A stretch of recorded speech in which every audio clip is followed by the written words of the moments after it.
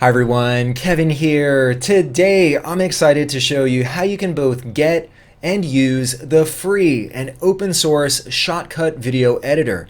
A few weeks back on my channel, I asked all of you what video editor you want to see me pull a tutorial together for, and Shotcut came out at the top of that list. And there's a good reason why. It's a very versatile and powerful video editor. When I look at all of the videos on my channel, Shotcut could produce and edit all of those videos. We're going to start off with the basics of, first off, how do you even get Shotcut? Then we're going to walk through editing. We'll walk through filters and keyframes. Basically, by the end of this video, you'll be proficient in how to use Shotcut. If you want to follow along, I've also included a link to all of the video files that I'm going to use in today's tutorial. All right, well, why don't we jump on the PC, and first off, I'll show you how you can get Shotcut. To get the Shotcut video editor, head to the website shotcut.org. Once you land on the homepage, downloading it is very easy. There's large red text that says click to download. Click on that link. This drops us on the download page, and there are quite a few ads on the download page, and some of them even look like download links. Make sure to ignore that and scroll down just a tiny bit where you'll find the actual download links. Now here on the site, it automatically determines what operating system you're using. You could install it on Linux, Mac, Windows, whatever operating system you have, you can install the Shotcut video editor. Down below, you need to select whether you have a 64-bit system or a 32-bit system. If you're not sure which one you have, on Windows, you can go to the Start menu and then type in System Information. Within System Information, under System Type, you'll see whether it's a 64-bit or an 86-based PC. 64, you're going to select the 64-bit installation, and for x86, select the 32-bit Windows installer. Go ahead and download and install Shotcut and then rejoin this tutorial. If you're interested in following along, and this is by far the best way to learn how to use new software, I've included a link in the description to all of the video files that I'm going to be using in today's tutorial. I'm going to be pulling together a commercial for the Kevin Cookie Company, and I sure could use your help. And who knows, maybe you'll do an even better job at editing than I will, and maybe I could use your commercial if you don't mind. Once you finish downloading and installing Shotcut, go ahead and open the application. Once you open it up, you'll land on a screen that looks like this. And at first glance, it might appear a little bit daunting. There are all these different buttons and all these different frames. Don't worry, I'm going to walk you through step by step how you can use this video editor. And let's first focus our attention right here on the right-hand side under New Project and Recent Projects. Now, if this is your first time using Shotcut, we need to set up a new project. First off, you can define what the project folder is or where you're going to save the project on your PC. I'm going to just leave this set to the default. That seems like a good location. Next, we can give this project a name. I'm going to be working on a commercial for the Kevin Cookie Company, so I'm going to call mine the Kevin Cookie Company Official Commercial. Next, you could select the video mode. Now you could choose what the resolution is and what the frame rate is for your video. If you don't select anything and leave it set on automatic, it'll simply use the first clip that you bring into your playlist to set the video mode. In most cases, that should be good enough, so you could just leave it set to automatic. Over on the right-hand side, if we already had a video in progress, we could go back and jump to a recent project. In this case, I want to start from scratch, so I'm simply going to click on Start. This now drops us in Shotcut, and we can start pulling together a video. First off, let's look at this section here called Playlist. In the playlist, this is where we're going to add all of our video files, our photos, our music, and we're going to use this to start building our video. There are two ways we could bring content in. You can click on Open File up above. This will open up a file picker where you can select your various media files that you want to use. Alternatively, you can also drag and drop files in. I personally prefer that, so I'll drag and drop some files in. I've now added all of my clips into the playlist, so here I see my music file and I see all of my video files. Now once again, if you want to follow along, there's a link in the description with all of these video files. Now by default, when you drop files in for the first time, it'll show it in a list format. If you don't like that view, you can very easily change it. If we go down below, we can switch it from a detailed view to a card view. You could also change it to a grid view, and here I could change it back to the detail view. Now, I personally like the icon or the grid view, so I'm going to select that. Over on the right hand side, we also have this menu of additional actions. When I click on that, I could also adjust the view mode here. Right now I have it set to icons. If I go down to thumbnails, currently it's set to small thumbnails, but I could also view large thumbnails. Here, if I select that, I see larger versions of the thumbnail. I prefer the small one, so I'm going to switch it back. Along with being able to adjust how you view your files in the playlist, you can also organize your items in the playlist. Here, once again, if I click on the action menu, I can go and I could sort by name or I could sort by date, but I could also even just sort based on whatever order I want. For instance, I could click on a clip and then I could simply drag and drop it to where I want it to appear. Right now, all my clips are in the correct order, so I'm happy with where they appear. Over on the right-hand side of the screen, this is where we could preview individual clips that we pulled into the playlist, and once we start pulling together our video on the timeline, we could also preview the overall video that we're pulling together. To be able to preview a clip, I can simply double-click on it, and it starts playing off on the right-hand side. I have all of my typical media player controls. I could jump to the beginning, I could jump forward, I could pause, I could even zoom in, or if I want, I could add a grid to make sure my cup is centered, and it looks like it's a little off-centered here. Down below, you'll see the timeline, and in a moment, we'll get to what all of the functionality is on the timeline. But before we do that, I want to orient you to the overall experience that we see here. Up above on the toolbar, once again, you could open additional files onto the playlist. We're going to get back to open other file types in a little bit. We could save or file, and especially if you're making a lot of edits, I would recommend doing this every once in a while just to make sure you don't lose any of the edits that you've made. Now over on the right hand side, we have all of these different buttons, and these open up different frames. For instance, one of our frames is called the playlist. If I click on that, that would bring it back. Here I have my timeline. I could bring up filters, and that brings up another frame or pane over on the right hand side. And I have a few others as well. As we go throughout this tutorial, we'll touch on what some of those can do. When I click on one of these options, you notice that it opened up a frame over here. If I don't like this positioning, I can click on this icon right here, and this will cause the frame to float. I could either leave it on top, or I could position it throughout this interface so I can organize all of the frames how I want them to appear. Now I'll simply dock it right over here, and let's say I don't want the filter view, I could simply click on the X icon and that'll hide that frame. If I want to bring it back again, I could simply go over here and click on filters again, and that'll bring it back. So don't worry, if you click on the X, you don't lose it. You could very easily bring it back into the experience. Up on top, you have a few options here: logging, editing, FX, and so on and so forth. Depending on the task that you're doing, Shotcut has optimized views for those tasks. So here, for instance, if I click on FX, you see that it switches it up where filters are now the dominant frame with keyframes. If I click on color, it'll adjust it so my video editing and color functions are on the right hand side. If I click on audio, that'll bring my audio controls in. So these are optimized views depending on what task you want to do.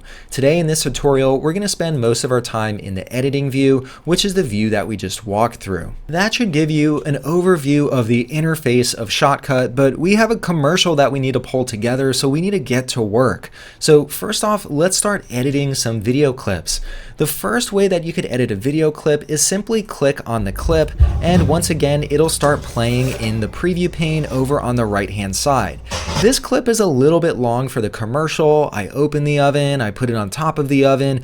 I don't want to include all of that, so I want to trim the video clip. Shotcut makes that very easy. To trim a video clip, let's go down to the timeline view right here, and we could drag the in point or the start point to where we want the clip to start, and just the same way, we could click on the end point or the out point, and we could select where we want the clip to end. Now, it's fairly easy to drag and drop the in and out point, but we could also use shortcut keys to make it even easier. Instead, let me play the clip, and right before the oven opens, so right at this point, I want it to cut in. Once again, instead of dragging the in point, I can press the I key on my keyboard and that'll set the in point. Now I can play it, and here I'm going to pull the cookies out of the oven, and at that point that's good, and I want that to be the out point.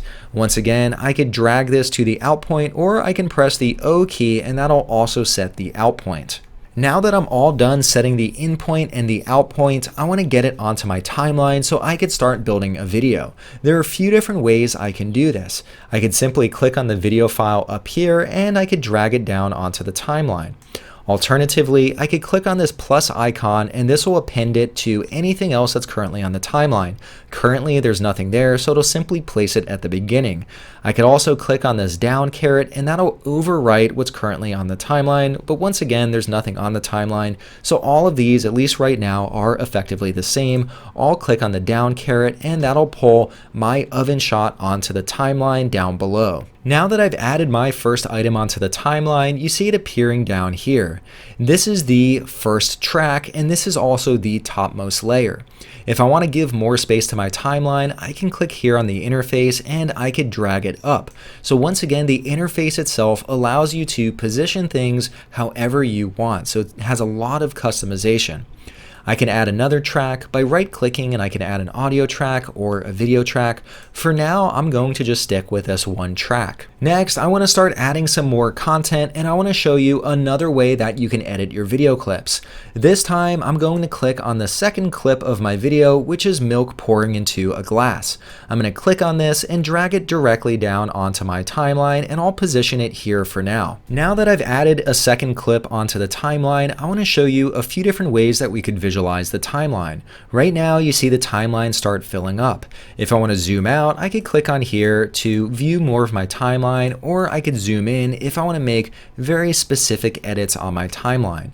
To the right of that, I also have the option to have the timeline fit the entire space available. When I click on this video clip, right now there's some empty space between the two of them. I can simply click on this clip and I could drag it to where I want it to appear in the timeline. When I bring it close to the first clip that I have in the timeline, you see that there's kind of a magnetic effect. It sticks to it. Right up above, there's an option that's toggle snapping. It looks like a magnet because it pulls it in.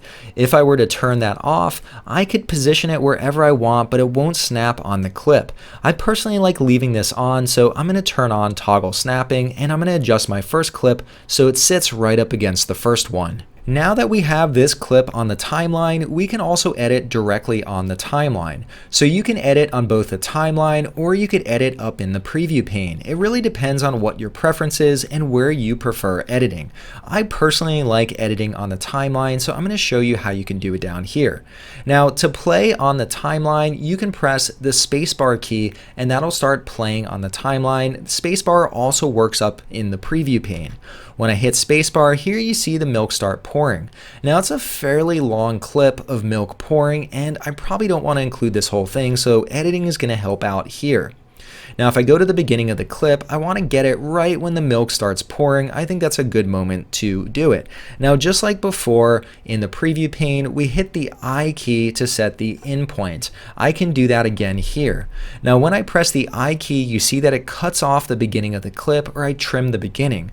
Except it leaves some empty space here. Now I could drag and drop and put it up against the first clip before, but once again, that's a bit of work. I'm going to undo that change. I could undo up here, or you could use Control Z, which is a Windows shortcut key. I'm going to undo, and now instead of just pressing I, I'm going to press Shift together with I. When I do that, it trims the beginning, plus it moves the clip up against the first one. So here now you see the milk pouring, and I just need a moment of that, and that should be good. Now I want to set the out point, and just like before, we can press O to define the out point. Now there was nothing after the clip, so nothing else has to be pulled in. However, let's say I had another clip out here and I didn't want that empty space. I could press Shift and O, and that'll pull in all of the other clips. Now, along with trimming the beginning and trimming the end of the clip, I also want to show a few other shortcut keys that'll be helpful as you're editing. Let's say with this milk clip, for whatever reason, I wanted to split it in the middle. Now I can press the S key, S for split, and that'll split the clip in half, and now you see I have two copies of the clip. I'm going to undo that because I don't really need to split the clip, but that's a very helpful shortcut key. Also, if you were to split it and let's say you wanted to delete one of these pieces, or let's say you no longer need this clip, you can press the delete key, or you could press the X key.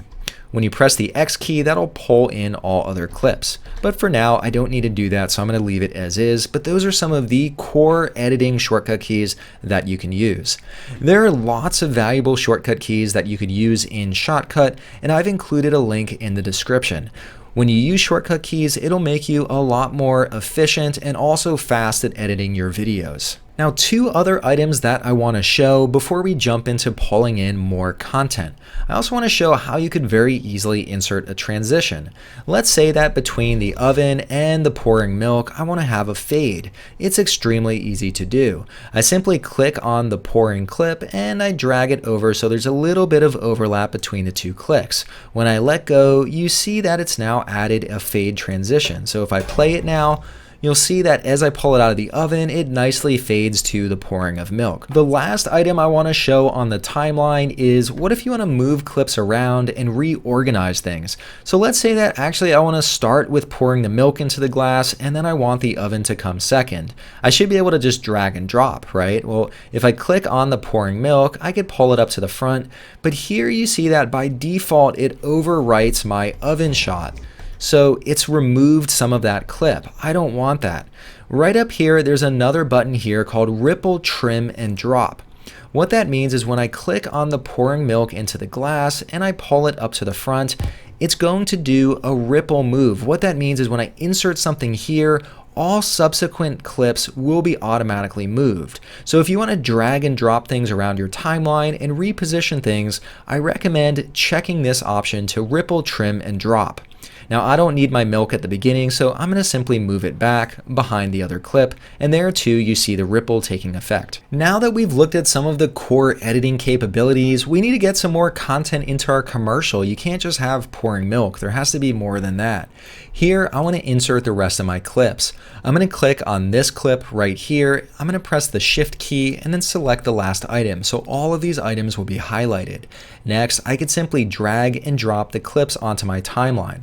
Here I could position them where I want them to appear, and I want them to appear right after the pouring of milk, so I'll let go right there, and this will now insert all of my clips. Now that I have all of the clips on the timeline, I'm going to go through and edit them. This is a good opportunity now to practice some of the shortcut keys that we just walked through.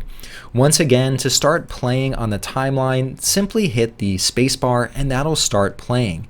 Here we see a glass of milk filling up, and I want to start the video clip probably right about here when the glass is about half full. Now, just like we covered a moment ago, to set the entry point, we press the I key. Now, if I just press I alone, that leaves a big gap here.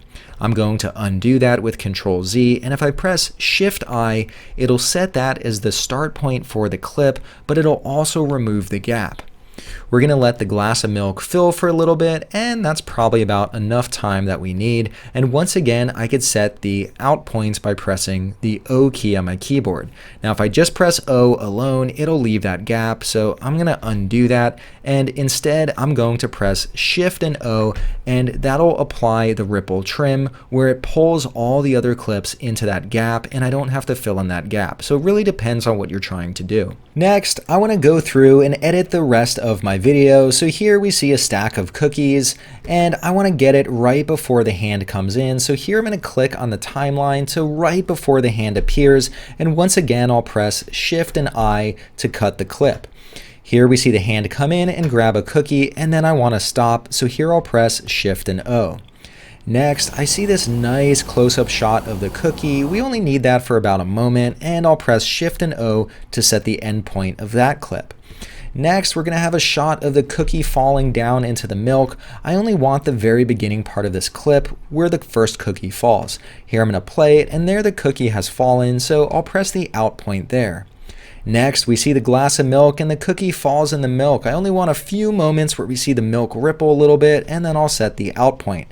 Next, you have your handsome narrator, Kevin here, who's eating a cookie, and we'll just do that for a moment, and then I'll set the out point. This next clip is one of my favorite ones, but this is where the stack of cookies is growing, and this is already edited, so there's no additional editing needed.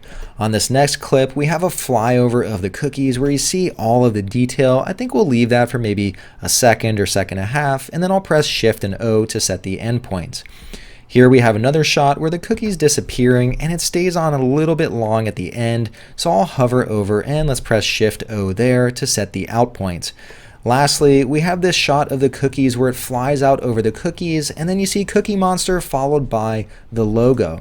Now at the beginning, I want it to start in motion. It kind of starts off stopped, and then there the motion starts. So I'm going to press Shift and I, and that'll set the beginning spot of this clip, so it immediately jumps into the flying motion, and then you see the logo at the end. And really, those are all of the edits I want to make to my video. We've now finished all of the main cutting to our video. Now I want to show you how you can apply some filters to clips on your timeline. When I go back to the second clip where we see me pouring milk, it's a little bit dark, especially when I compare it to this third clip. This one's a lot brighter. Am I out of luck and do I have to refilm it? No, luckily I can use filters to increase the brightness. To apply a filter, let's click on this clip, and then up on the top toolbar, there's an option for filters. Let's click on that. This opens up the filters pane over on the right hand side, and you'll see that it's the milk pouring MP4 clip. So that's the clip that we have selected. To insert a filter, let's click on the plus icon. This opens up a menu of all of my filters that I can apply. By default, it drops me on the favorite view, and here I can see some of the most popular filters. To the right of that, I have the option for video, and this shows me a comprehensive set of all of the different filters I can apply. If I want to make one of these filters a favorite, I could click over here, and this will add it to my favorites list. There are all sorts of video filters in here. You could do things like chroma key, you could apply masks, you could apply stabilization. It's a very comprehensive list of filters. Over to the right, there are also some audio filters, and we'll come back to that in a moment when I insert audio into the timeline. For now, let's go to favorite and let's select brightness. Once you select brightness, we see that the filter has been applied. I can also apply additional filters if I click on the plus icon, and you could also remove filters by clicking on the remove icon. Down below, I can set the brightness level. Let's go a lot brighter on this. That's already looking a lot better. This now matches the next clip a lot better. For many filters, there are also presets, but for brightness, there's nothing else to set, so all of this looks good. I can now close out my filters, and here if I go to the timeline and hit play, you'll see now that the color of the second clip much better matches the third clip. Next, I want to add some audio to my timeline. It's not a good commercial if it doesn't have any audio. Now you see many of my clips already have some audio in them. For instance, when I'm opening the oven, you hear some of that noise. I don't want that to appear in my video, so I can mute all of the sounds on this track or on my video track. To add an audio track, I'm going to right click down here and I want to add an audio track. Now that I have an audio track, I want to bring some audio down to this track. Now I'm simply going to click on this audio and I could drag it down onto this track. Now currently it's set to insert, so if I paste it here, it'll move all of the video files to the end of the track because it inserted it. I'm going to click on undo, and here up above, for now, I'm going to turn off ripple, trim, and drop. Now I could click on the audio file, pull it down to this new track, and now it's going to overwrite whatever's here on this track. When I drop it, you'll now see that it appears alongside all of my video clips. One thing you'll notice is that my audio file is a lot longer than my video file. So I want to trim my audio file so it's only as long as the video. Luckily, that's very easy to do. Let's zoom in a little bit to the beginning. Now you notice the audio doesn't start right away, and I want it to kick in right when the video starts. Let's play it to see where a good spot to start is.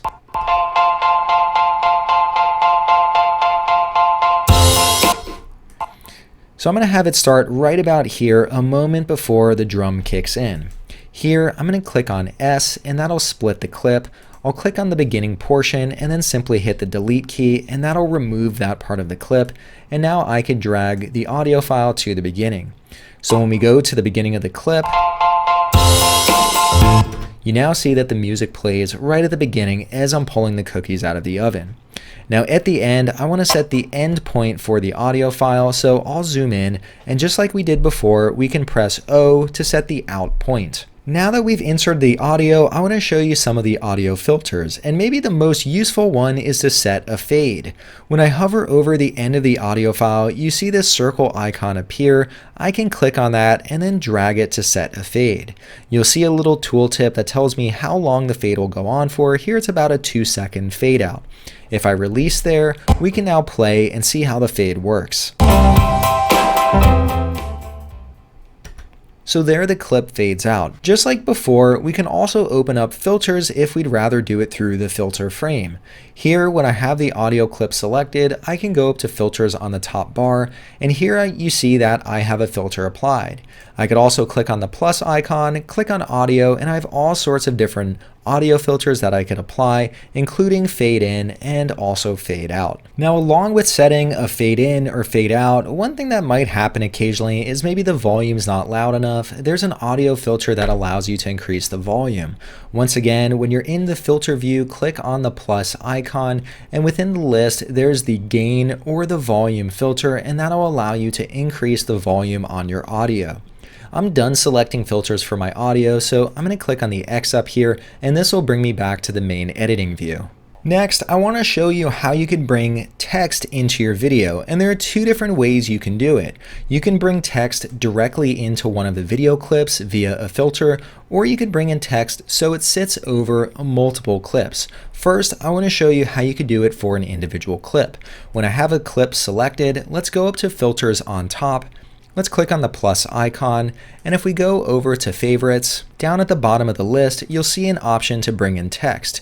You can then type in your text, you could position the size, and you could edit all of the details of that text. Alternatively, we can add another track. I'm going to add a video track. I've now added a new video track, and this is the topmost layer. Up above, I can click on Open Other, and I can insert all types of things.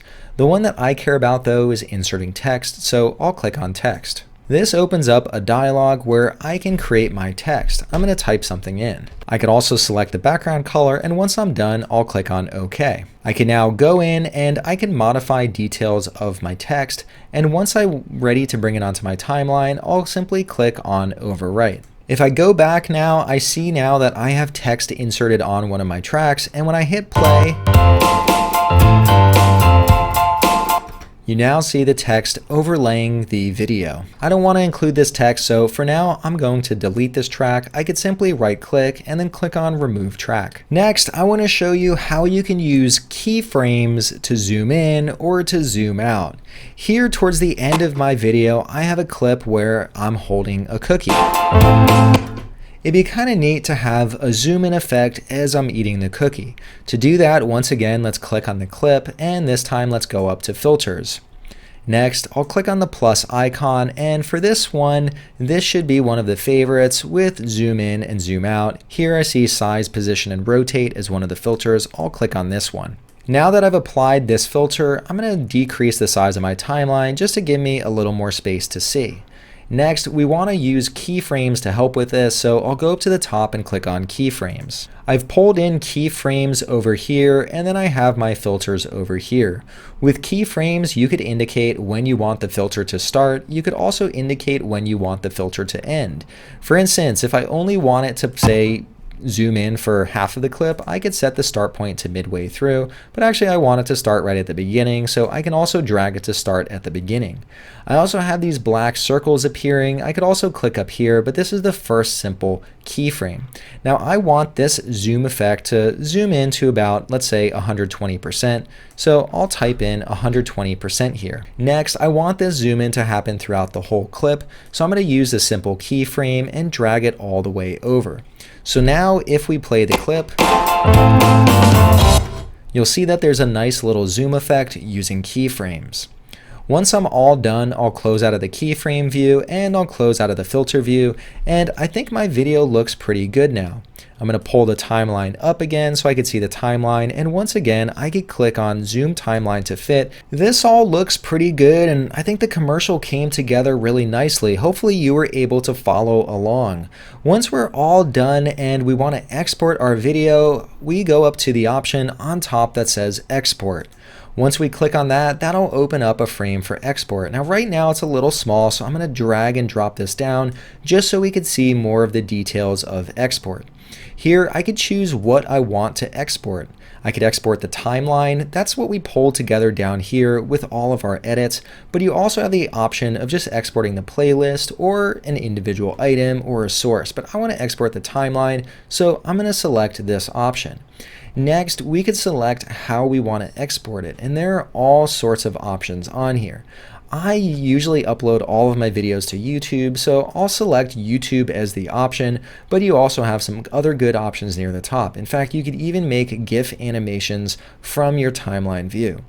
Once you're all done, simply click on Export File. Next, you need to choose where you want to export the file to. I'm going to put this item on my desktop and then click on Save. This now opens up another pane on the right hand side, and it lists out all the jobs that are currently being done. Here I see that it's pulling together and rendering my video. Once we're all done rendering the video, here I now see a new video on my desktop. Let's open this up to see how it turned out.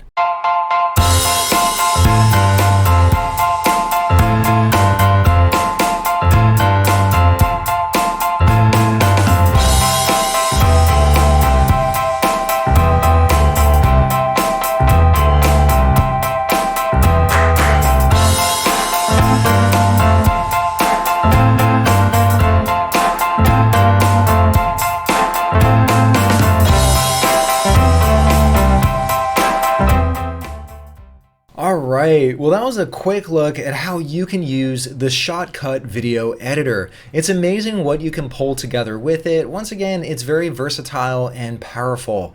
If you found this video helpful, please give it a thumbs up. If you want to see more videos like this in the future, hit that subscribe button. If you want to see me cover any other topics, let me know in the comments down below. Alright, well that's all I had for you today. I hope you enjoyed, and as always, I hope to see you next time. Bye.